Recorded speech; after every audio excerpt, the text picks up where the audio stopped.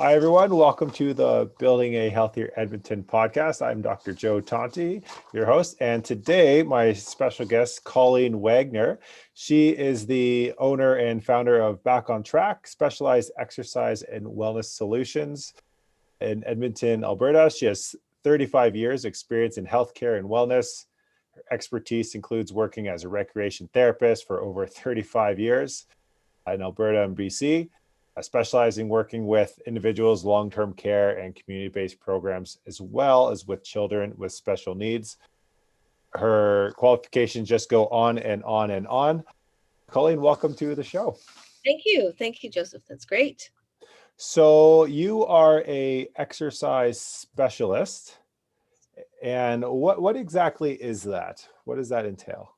So I'm labeled as a medical exercise specialist, and I took my training through the Medical Exercise Training Institute, and it was online, but I did do a virtual weekend training. So what a medical exercise, it's a year-long training, I should say, does is they develop and implement safe and effective exercises for general aging issues, degenerative issues, and helps specifically tailor the program to your condition, and offers for management, lifestyle management, and managing the symptoms and function of living with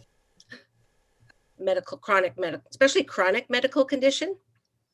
Not necessarily, I don't work a lot with acute care because I come in after. I'm the next step after rehabilitation, whether it's chiropractic care, physical therapy. So once they're done and they're ready to go and want to maintain or improve their function and strength, then that's where I fit in. Okay, so more people that are having some type of chronic illness or condition, such as maybe some type of spinal arthritis or hip or knee arthritis, and they're out of that acute stage, but they're still having issues. They've kind of done the rehab, they've plateaued in terms of their improvements. And that's where you come in to help them improve further with a specific tailored exercise program geared towards them, and with that experience and knowledge of also managing those kind of conditions. Yeah, no, and it's great. We set up a plan. Exercise is the primary modality, but then education and life and exercise give them that functional outcome, positive functional outcome. So I do a whole assessment process with them, and I work closely with medical professionals such as you to build that team approach and help bridge the gap between healthcare and fitness is a nice tagline that our organization uses. So Okay. And what's happened in your history or led you to this point of deciding to work with this specific population rather than, say, there's a lot of trainers, athletic therapists out there, for example, that work with, sports and people that want to improve, say, their physique or improve their strength and for performance in some type of sport or athletic event. What's kind of led you to more the older population? And by that, I mean, just not 20, not old, but just not 20, and that are dealing with more of these chronic illnesses and more challenging personal situations. right. Well, professionally, I love working with the older population, and I worked in geriatric care for a long time. And then I shifted to more children. So I've kind of had a balance of recreation, fitness, and rehabilitation throughout my years in working. And instead of working in a facility, I wanted to go back to the community and work with people like myself. And I found like I was going through different things in my life. I was diagnosed with Sjogren's syndrome, which is autoimmune disease, which affects the joints. So I couldn't do the things that I could as a personal trainer or aerobics instructor. I was the Jane Fonda type aerobics instructor back. That dates me a lot, but that's where I ended up with knee issues, like the aging process. And so I love working with all age groups, but the people that were coming to me out of just general personal training had degenerative joint issues. They were maybe waiting in a knee transplant and just having general aging conditions. And I thought there's such a need for that, because and I'm not saying that personal training isn't enough, but when you look at the pathology behind a condition like osteoarthritis, you need that training. And that's what I got excited about, because it helped me, number one, and I improved my function. And then I could help my clients and say, hey, look at me, or look at, this is where you are, but this is where you can be, and you can remain independent. And so it's in the between the rec therapy and fitness. So I was able to use those skills too. So Okay. I like the end of it, and I see a real need for it, especially with the baby boomer population. And COVID came in right after I got certified. So it kind of threw a loop in my plans, but it's also created different opportunities too. Right. Well, you're not alone in terms of throwing a loop in your plans. I don't think anyone was planning for it per se. How can you expect this to happen, right?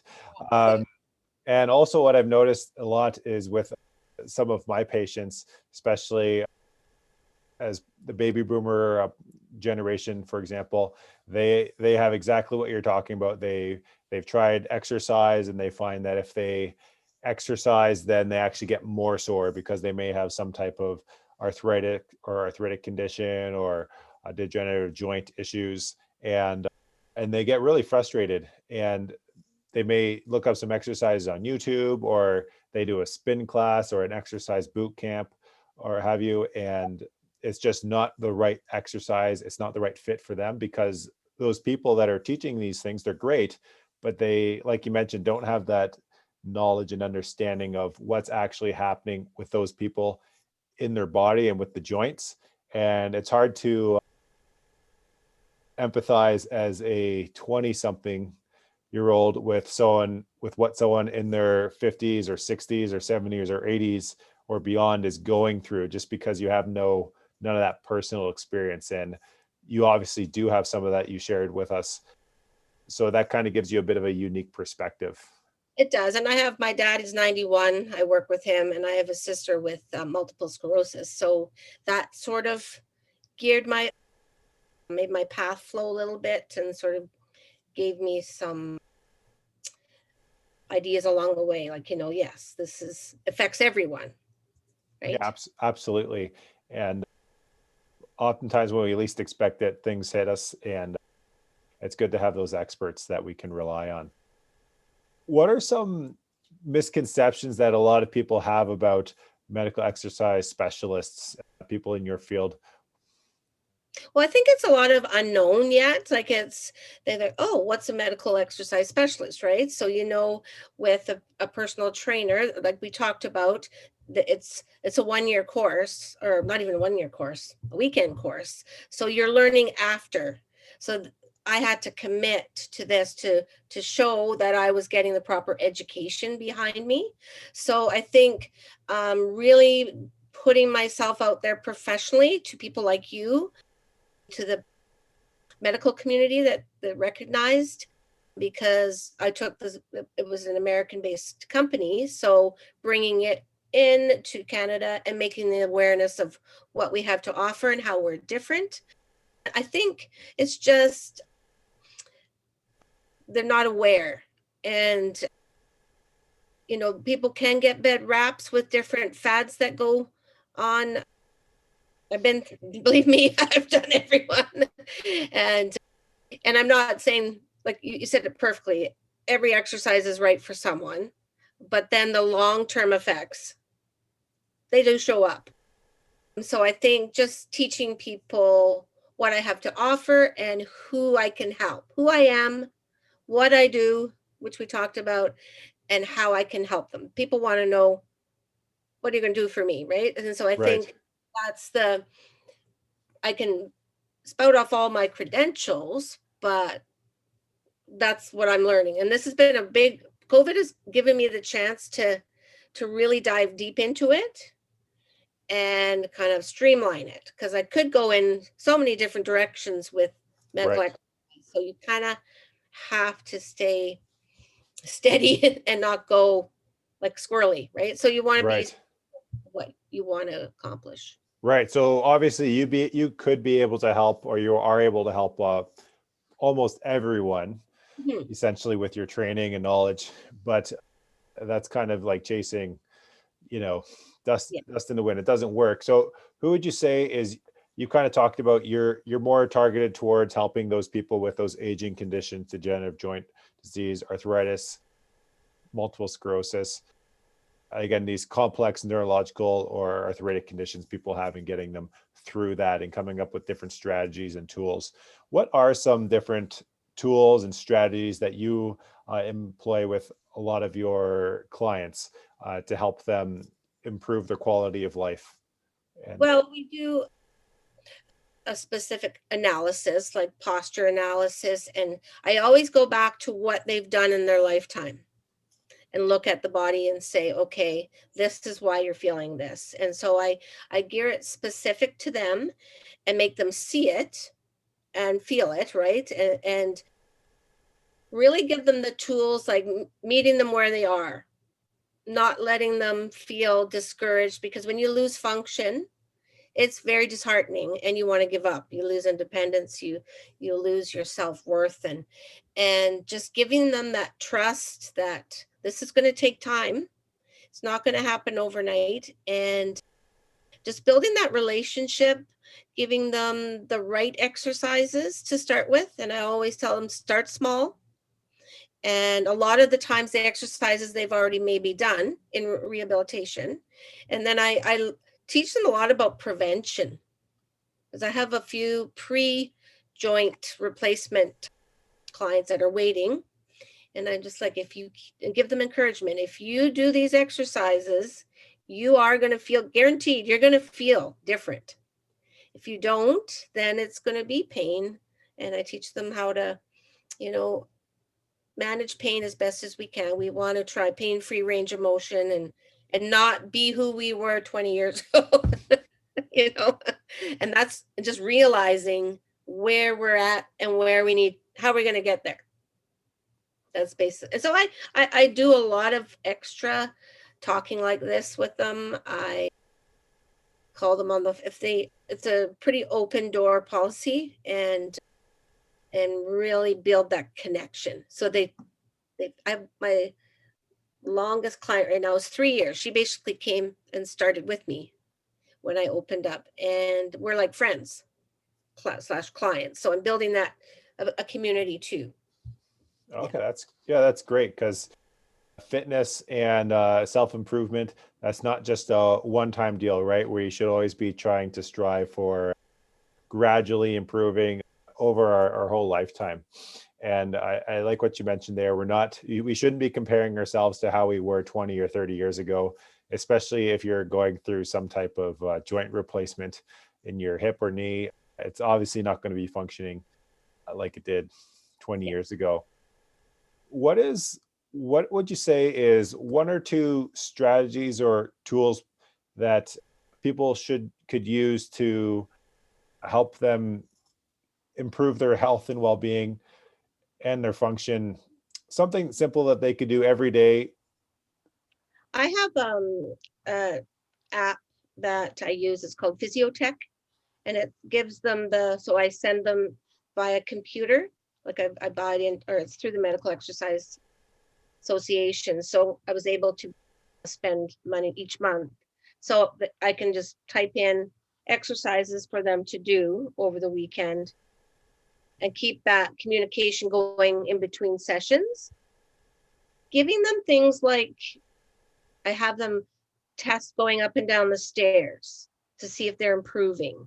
I tell them to look at the little things in life. Like, are you, like for myself, I noticed since I worked on lower body function, I can go up and down the stairs without pain now. So think of those things that are going to make you stronger And then I always tell them what makes it better, what makes it worse.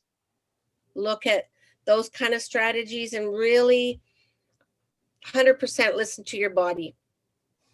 So it's pretty much verbal. I do, like, I don't give them a lot of papers and stuff, but I have a wellness your way. It's like an accountability group on Facebook.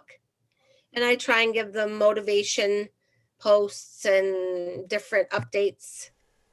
So I guess through social media, I kind of give them little tidbits. And if I can't help them, I'll send them to the person that does. Because I have one client, I said, okay, you need to go see the chiropractor. Like they all know now who they need to see at what time, right? To build that solid plan. And it's kind of neat that way that we build that system. Okay, yeah, having that referral relationship is obviously really important. I find that everyone has kind of their unique specialty or area of expertise. You can't be everything to everyone. So having those relationships with other professionals that are experts in what it is that they do and being able to refer to them, I feel like is obviously a huge benefit to your patients. With you've been at this a long time, 30 plus years. You've obviously given a lot of advice to a lot of different people to help them reach their healthcare goals. What would you say is one of the best pieces of advice you've ever gotten? Be the best version of yourself no matter what you're going through in life, like through circumstances. Like your circumstances don't define you, because that can derail you, like right off the bat. When I was diagnosed with Sjogren's, I went through a divorce, moved back to Edmonton, different things, and you're recreating yourself. So you always look within. I always tell them strong from the inside out, and just do the best you can for where you're at. It's really about that whole wellness wheel. It's not just about, okay, how many push-ups I can do, or we all want to do the activities that we like, that we want to still participate in and function, hold our grandchildren, those kind of things. So I think it's just overall, you realize your health is your wealth is your health is your greatest wealth. Is that how you say it? And that's Great. what they say about the baby boomers. They gave up their health for their wealth, and now they're just like, they've got money to do things, but their body's not letting them. And always Right. listen to your body.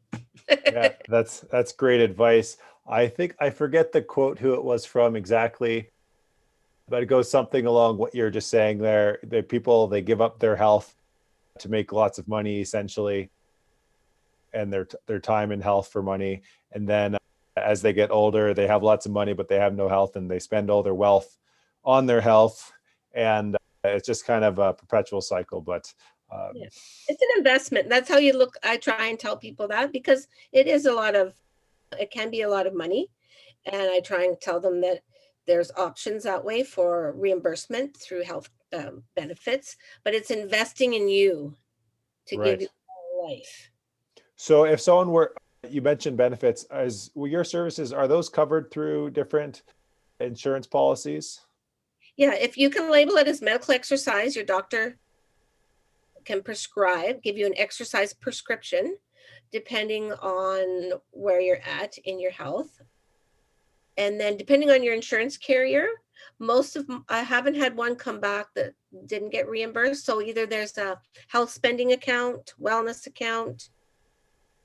So there's lots of different ways, and I'm learning ways of doing that too. But if you label it as medical, you can get some form of reimbursement back, which is really, really nice, right? That's excellent. I know a lot of people, that's one issue that, finances may be a little bit of a strain for some people, and being able to kind of recoup that. Like you said, it is an investment, and I think it's well worth it if you want to be able to feel better and perform better and just be better with your health and wellness. And it's well worth the investment. But that's a good piece of information to know. With all of your successes to date, with your long history of helping people in this space, What would you say is your biggest struggle right now that you're trying to overcome?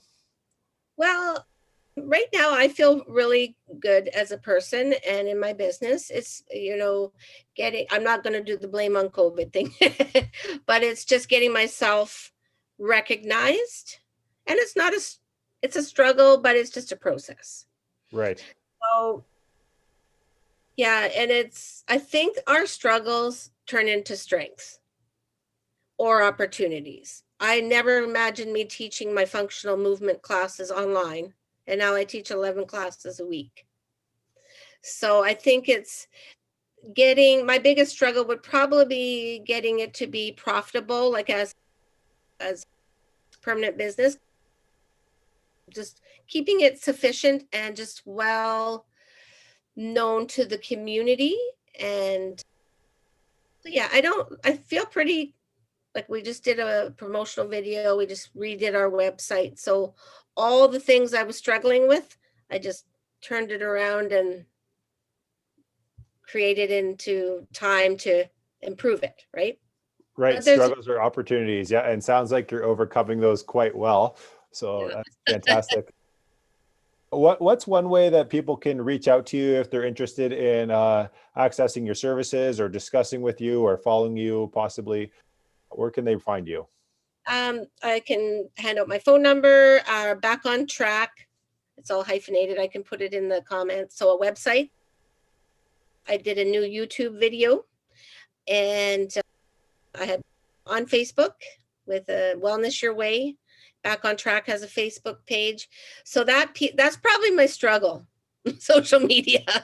Ah, I do have a struggle, piecing that all together. right. And technology is not always my friend. That's my age too. Okay. Well, what's the best number for that or email that they could reach you at if they wanted to call? 587-988-8075. And then www back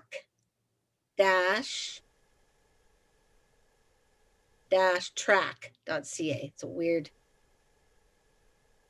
And then YouTube, just Back on Track, Specialized Exercise and Wellness Solutions. Fantastic. Was there anything else that you'd like to share that I haven't asked you today, Colleen? Yeah, I think there's a real need in the community, and with the experiencing of social isolation, I'm really kind of shifting to go to people's homes, COVID, like with restrictions and that, and following all the guidelines. So I'm looking for more opportunities to maybe do some respite, like I do with my sister. I go into the home and and then I walk my dad. So that's another area I'm looking at, possibly just building that real community connection. I have my studio is in my home, and I'm only allowed now one person at a time, which is fine. But I kind of see my vision going out because people are at home, and just helping them stay independent at home and healthy at home and getting through this challenging pandemic. So I think my services are very